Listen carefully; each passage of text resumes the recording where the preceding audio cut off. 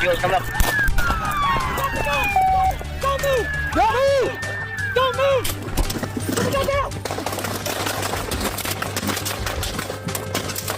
On April 29, 2022, Hyde Park police officers responded to a domestic disturbance at a residence on North Cross Road in Dutchess County, New York. A 34-year-old woman, Jamie Fife, had called 911, claiming she was being physically and verbally abused by her partner. The call prompted a rapid response from local law enforcement, and officers arrived on scene to separate the individuals and assess the situation. Back here for me. Watch, knife! Upon arrival, officers quickly attempted to establish control and de-escalate the conflict. Fife was spoken to directly, and officers tried to secure a safe perimeter while speaking with both parties involved. During this tense interaction, Fife suddenly pulled a folding knife from her back pocket and pointed it at Officer Joshua Kemledge. Despite repeated commands to drop the weapon, she did not comply, and instead advanced toward the officers in a threatening manner. Knife! 911, send an additional. We got one at gunpoint. Fuck, back! Knife! The situation escalated in an instant. Officers deployed a taser in an attempt to subdue Fife without lethal force, but the device failed to halt her advance. With the knife still raised in closing distance, Officer Kemledge was forced to respond with his firearm. Shots were fired, and Fife was struck. Officers immediately secured the scene, providing assistance and attempting to control the threat. The woman was pronounced dead at the location. Knife! Get back! Drop the fucking knife! Taser! Get down! Shooters! Don't fucking kill him! Don't fucking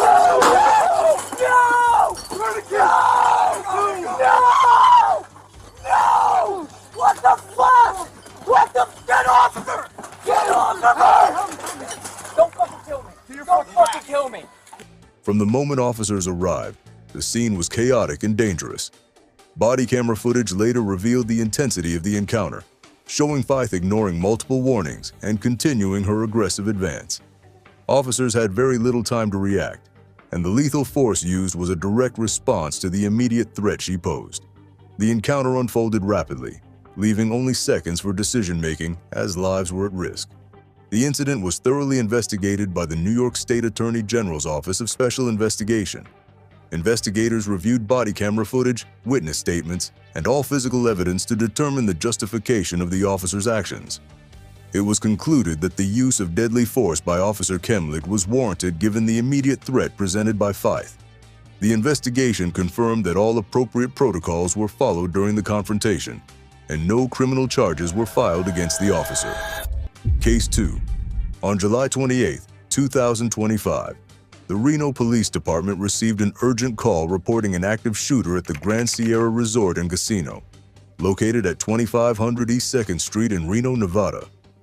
It was just after 7:25 a.m., and officers knew every second mattered. 989423. Right here. Guests and employees were streaming toward exits as panic spread across the casino's floors. Dispatch immediately alerted multiple partnering agencies, and within 2.5 minutes, Reno officers arrived on scene, ready to confront the threat. 989423. Right here. Put the gun down!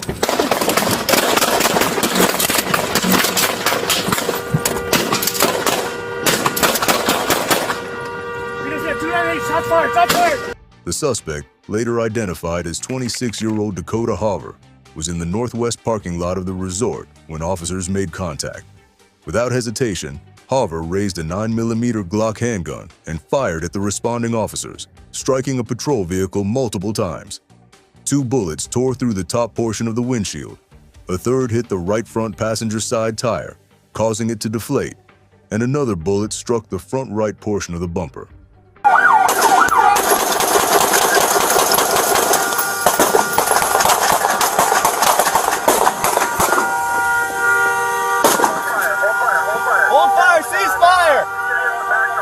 The officers quickly returned fire, engaging Hoover with precision, and eventually stopped his advance, striking him multiple times and ending the immediate threat.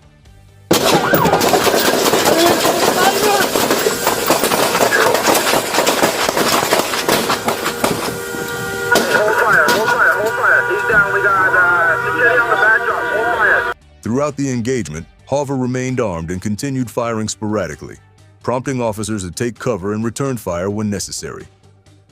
The rapid and coordinated response by the Reno Police Department, along with partner agencies and resort staff, exemplified law enforcement's focus on protecting innocent lives under extreme pressure. The suspect was eventually taken into custody, given first aid, and transported to a hospital. During the exchange, several bullets from Hoover's gun had damaged the patrol vehicle, highlighting just how close officers came to serious injury. The response at the Grand Sierra Resort demonstrates the intensity and precision required in an active shooter situation, where seconds determine survival and the actions of trained officers make the difference between chaos and containment. Case number 3. On May 29, 2025, Chicago police officers were on patrol in West Humboldt Park when they attempted an investigatory stop on 19-year-old Nathaniel Feierang. The reasons for the stop were not publicly disclosed, but as officers approached, Feierang suddenly fled on foot, sprinting across a nearby yard. The officers gave repeated verbal commands, urging him to stop, but he did not comply, prompting a brief pursuit.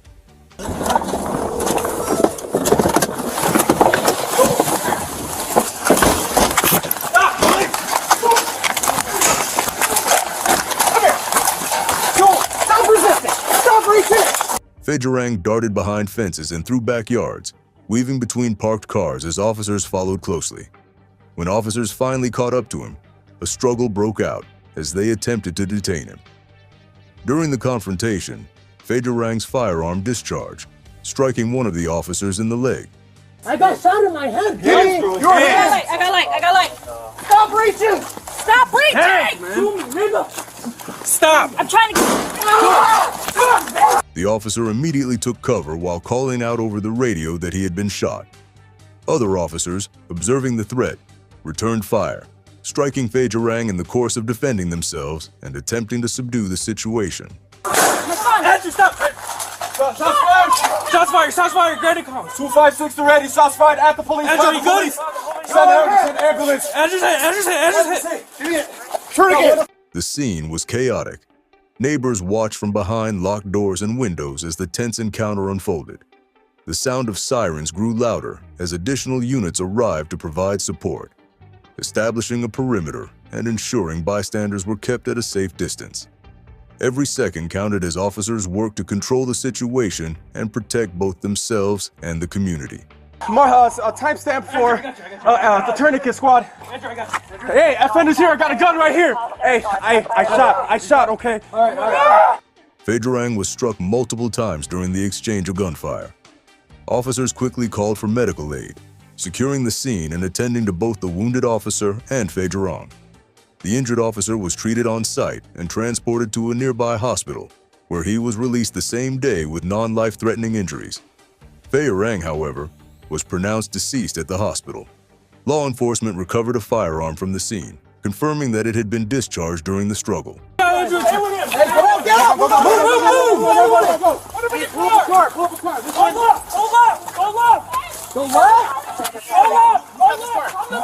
You got the keys on you, Andrew? Throughout the incident, officers maintained their focus on de-escalation where possible while responding to an active threat.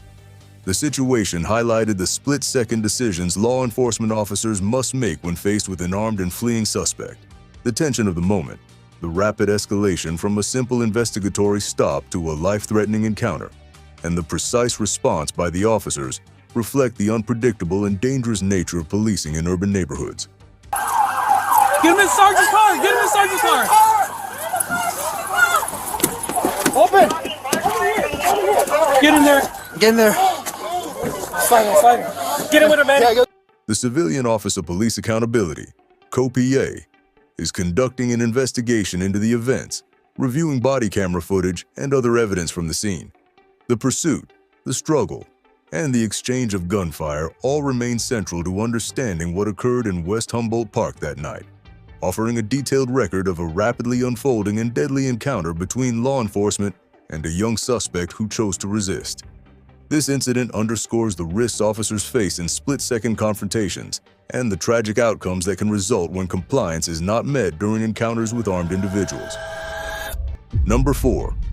On July 12, 2025, Amherst police officers were dispatched to a residence on the 4800 block of North Bailey Avenue following a report of a domestic disturbance.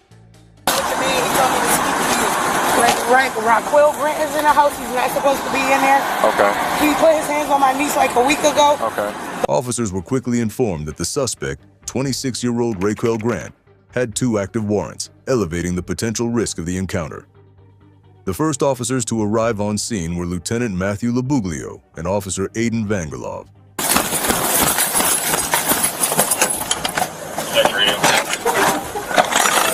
There you go. I'm not too far if you want to keep doing service. The garage thing? I don't know. Alright. You want to watch the back? I don't know.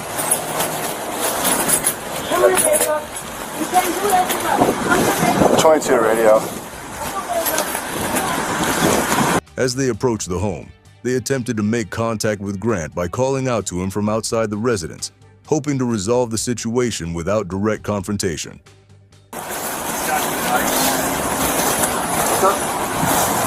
saying that he's in there with 2 knives with 2 other daughters. I'll have you wait out here, okay? Just wait outside. Wait out here. I know. Okay. Is he threatening to do anything with these men? He was just washing dishes. Okay. They might be trying to use the toilet. All right. Stay on the back. I'm going to open the door and call him out.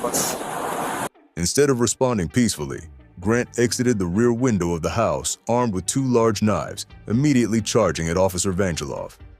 Within seconds, Vangelov was stabbed in the arm and shoulder. Lieutenant Labuglio attempted to deploy his taser, but the device failed to make contact.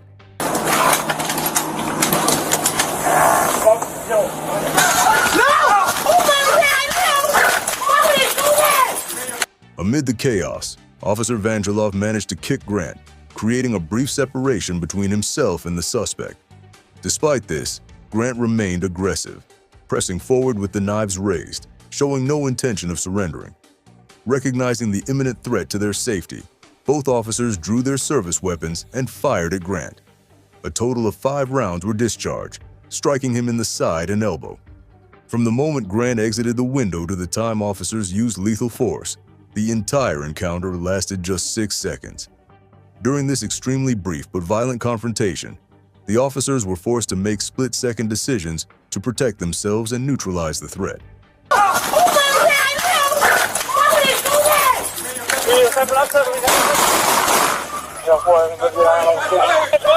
Shots fired. We have 1 suspect down. After the immediate threat was stopped, officers provided aid to both Grant and Officer Vangelov. Emergency medical personnel were called to the scene, and both individuals were transported to the Erie County Medical Center for treatment. Officer Vangelov's injuries were non-life-threatening, while Grant was seriously injured. The rapid escalation from a routine response to a life-threatening encounter highlights the dangers law enforcement officers face during domestic disturbance calls. Grant's sudden and violent actions turned what might have been a controlled situation into an immediate fight for survival. Take gloves on. You're going to need a chest seal on there. He's got a bullet hole on the side there. Talk to the chest seal, talk to the chest seal. Give me gauze to wipe up the blood? Yep, I'm looking to go up the line.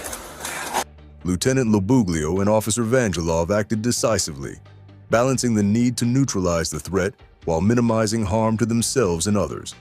The encounter exemplifies the split-second decisions officers are required to make when confronted with armed and aggressive suspects. This incident serves as a reminder of the intensity and unpredictability of law enforcement work, especially when suspects are armed and confrontational. Every action taken by the officers was calculated under extreme pressure to protect lives. Number 5. On May 8, 2025, the Ocala Police Department received a call about an armed robbery at the TD Bank on Southeast 17th Street. A man had entered the bank armed with a firearm, demanding cash from the tellers, and left with over $6,900. Officers quickly learned that the suspect was 37-year-old Randall Williford, who fled the scene in a black pickup truck accompanied by 34-year-old Amanda Bishop driving and 36-year-old Andre Baker as a passenger. The vehicle was immediately spotted by patrol units, sparking a high-speed chase that reached speeds of up to 90 miles per hour. So cell phone, white traffic, speeds 90. Williford's pickup rolled into a retention pond near Southeast Maricamp Road, right next to the Southern Pig and Cattle Restaurant. As the vehicle came to a stop, Williford exited holding a firearm and immediately ran on foot. Officers quickly converged on his location, issuing repeated commands for him to drop the weapon. Williford ignored the orders, facing officers with the gun still in hand. Westbound 38th Street, heading back out towards Temple rollover. Get on the ground! Get on the ground! Get on the ground! Despite the tense situation, the officers remained composed. They used their training to contain the threat, and when Williford failed to comply, engaged him with gunfire. Williford was struck in the wrist, sustaining a non-life-threatening injury. Officers immediately provided first aid, applying a tourniquet to control bleeding while securing the area to ensure the safety of everyone nearby. Emergency medical personnel were quickly on scene to provide additional care, and Williford was transported to a hospital for treatment. Fuel's coming up. Drop the gun! Drop it! Don't move! Don't move! Don't move! Well, here, got one station. Shots fired. Shots fired. We're going to get here now. Denver, shots fired. Bishop and Baker were also apprehended at the scene, and law enforcement confirmed that all suspects were taken into custody without further incident. Multiple agencies, including the Florida Department of Law Enforcement, were involved in investigating the officer-involved shooting and the broader robbery. The rapid response and coordination between local agencies ensured the situation was controlled within minutes. Officers acted decisively under extreme pressure, containing a dangerous suspect who had already demonstrated a willingness to threaten the public with a firearm. Their efforts prevented additional injuries and secured the apprehension of all individuals involved.